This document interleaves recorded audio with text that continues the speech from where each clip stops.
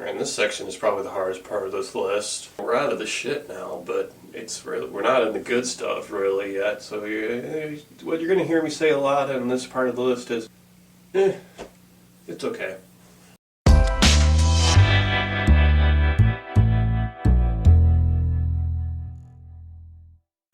The Wolfpack. Now, The Wolfpack has a very interesting premise. It's a documentary about this family. Their kids spent the majority of their life, the first 16 years of their life, basically confined to their very small apartment. So there's 7 of these kids, and there's the 2 parents. So there's 9 people living in this small place. The reason these kids are locked up in here is because their dad's very religious, doesn't want them being corrupted by the Western society. So that's one aspect of this movie. The other aspect is that because these kids are locked up in this apartment, their main knowledge of the outside world comes from movies, and they love movies. A big thing they do is they always reenact their favorite movies. And you see a lot of that in this movie. Are you gonna bark all day, little doggy? Or are you gonna bite? The thing about it is, it's really interesting. At least the idea behind it is really interesting.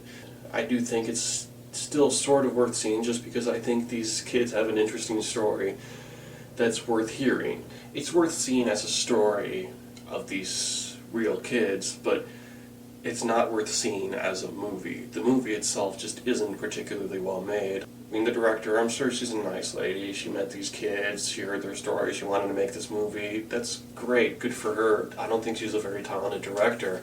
It kind of feels like she just shot these people in their house for a week and then just called it a day. There's lots of just aspects to it that are kind of sloppy. The dad, you don't even see him for the first 3/4 of the movie. I wasn't even sure if he was alive or dead. First I thought maybe the deaf father's dead, and that's why they finally left the house. But no, he's there. They just forgot to show him, I guess. It just doesn't feel very competently made. And there's a few interesting shots and some good talking head pieces, but for the most part you're just kind of hanging out with these kids. It doesn't provide the depth that this subject really deserves, and I think that's really a shame. I do think they have an interesting story worth hearing, but I don't know if this movie is the best way to hear it. After I saw The Dark Knight, that made me believe that something was possible to happen. Not because it was Batman, it's because it felt like another world. I did everything I could to make that world come true. To escape my world.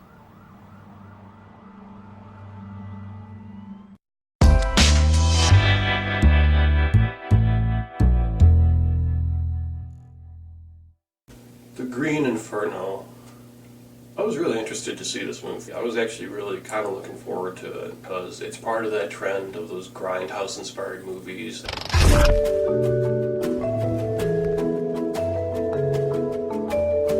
It started with the aptly named Grindhouse. And I have a lot of fun with these. They're big guilty pleasures of mine. The best ones, though, they take the fun stuff of those old exploitation movies, but then they add the benefits of modern technology, modern budgets, modern pacing, and just quality. They keep the exploitation, but they up the quality. That's what the good ones do. Like Planet Terror, part of that Grindhouse double feature. That's one of my all-time favorite movies, just because it has all that fun stuff of exploitation movies, but it actually makes a good movie out of it too. Green Inferno is more caught up in the old style of these things. The pacing is a little off because they didn't have the budget and skill to keep the good stuff that you actually came for going the whole time. This movie's about a group of people who are trying to save their forest and stuff like that, and they end up in a cannibal village. Now, they should have gotten into that cannibal village within the first 15 minutes. A little story, why are they getting here, who these people are. Now we're in the movie. Instead, we get a really long, really boring first hour of just all this exposition about these characters. Tonight we're celebrating. School's giving the janitors health insurance. Really? Yeah. They're making the deal now. So, I'll see you there. I'll think about it. Don't think. Act. Don't think. Act. With a better director in a better movie, maybe that would have worked. Maybe it would have led us to care more about these characters, but I just did not give a shit about any of these characters. Once you get past that first hour and you're actually in the Cannibal Village, I mean, the movie does actually kind of get a little more interesting. It's done with practical effects, so all the gore has a very realistic style to it, and it's very creatively done gore. The costume designs and like the look of these tribes, it's pretty interesting. It's just kind of cool to look at. There's a decent amount of tension to it, like, oh, who are they going to come for next? Who are they maybe going to eat next? Are they going to get out of this? And I was interested to see how it would play out. There's a lot about this movie that really just sucks. And the biggest issue, of course, is the pacing, that it takes them so long to get there. But that's not the only thing going wrong with this movie. There's also some really awkward attempts at comedy that just feel totally out of place. There's also some attempts at social commentary, deforestation, and genital mutilation get brought up a lot in here. The subject's worth talking about, but is this really the movie to do it in? I feel like this movie didn't really know what it wanted to be. It wanted to be an exploitation movie, but it also wanted to be like a social commentary thing, but it also wanted to have these characters. The only one of those things it's really good at is being an exploitation movie, and when it's being an exploitation movie, it's pretty fun. When it tries to do something else, it just falls flat, though.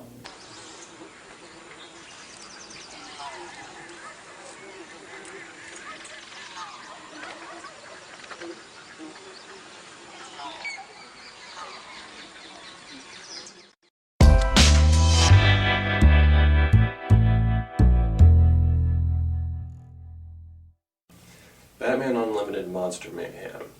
Now, I don't know, maybe they learned their lesson from the Animal Instincts movie. I mean, this movie isn't that much better, but it's still better. Of the two, this is one I can actually see myself watching again.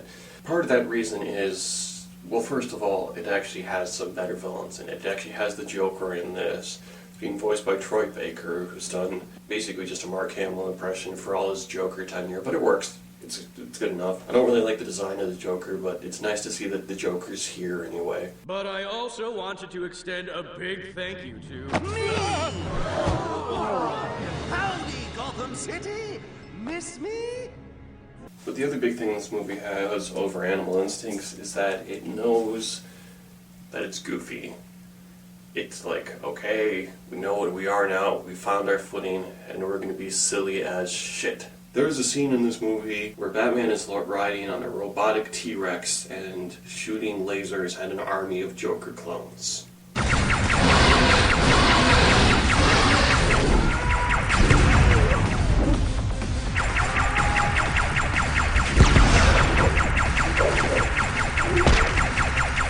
Are we clear now on what sort of Batman movie we're dealing with here?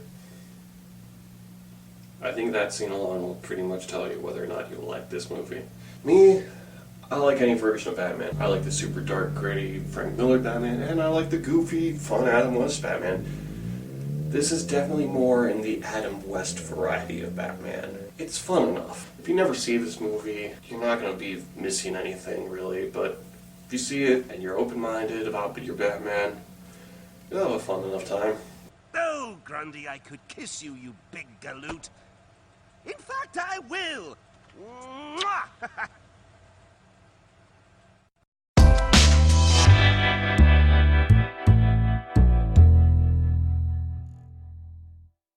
The Maze Runner, The Scorched Trials.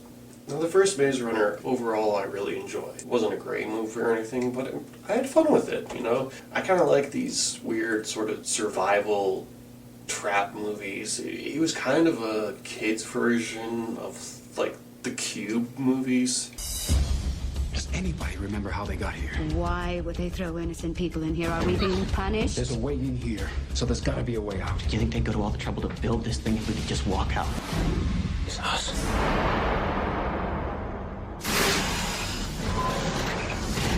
And, I don't know, I just kind of like that premise. Cube was great, though, because you really didn't find anything out about why this cube existed. It was just these people surviving it. Maze Runner, by the end of it, you do find out. And it's going to be hard to continue this review without going into that a little more, so if you haven't seen that one and you want to, skip ahead to this point.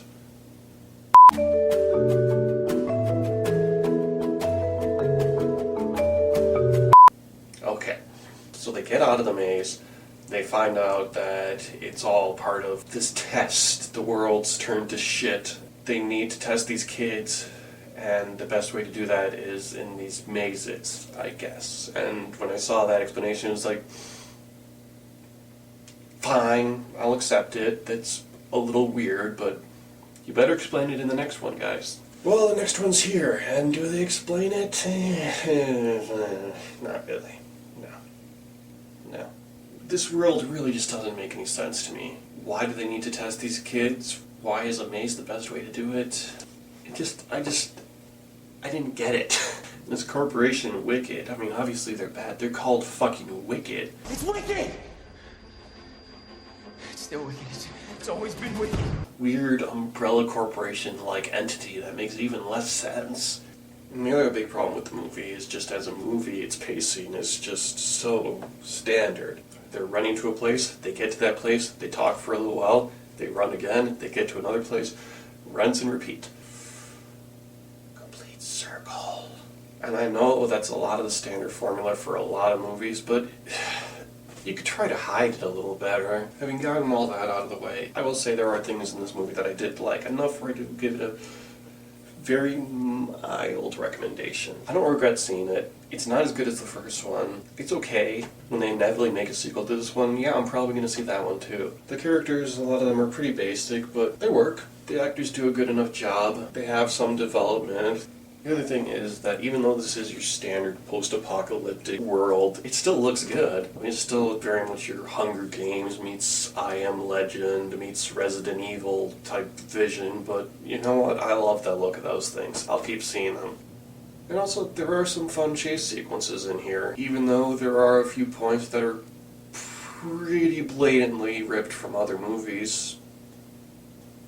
They're still tense. And it's like, yeah, I was having a good time. That's the overall feeling with this movie. It wasn't great, but I was generally having a decent time. Do you ever get the feeling the whole world's against you?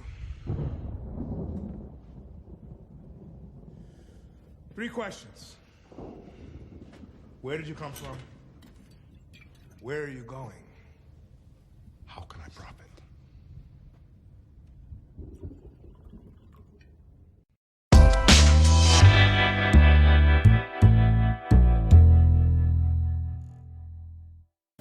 Sinister 2.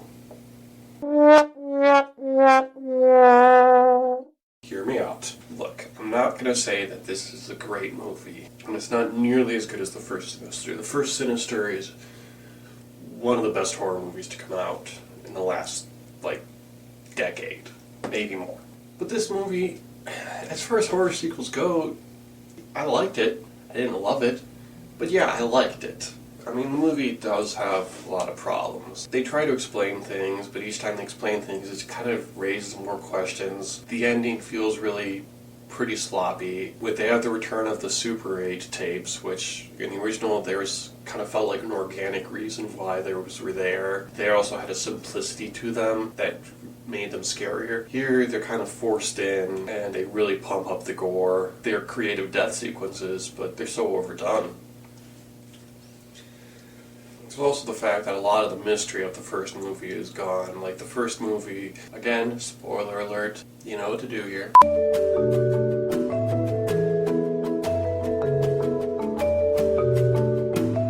The first movie, you find out at the end that they're trying to corrupt the kid, and the kid's actually the one being corrupted by these tapes. So this second movie goes more into that, and it shows actually how it's done, and it diminishes some of the fear.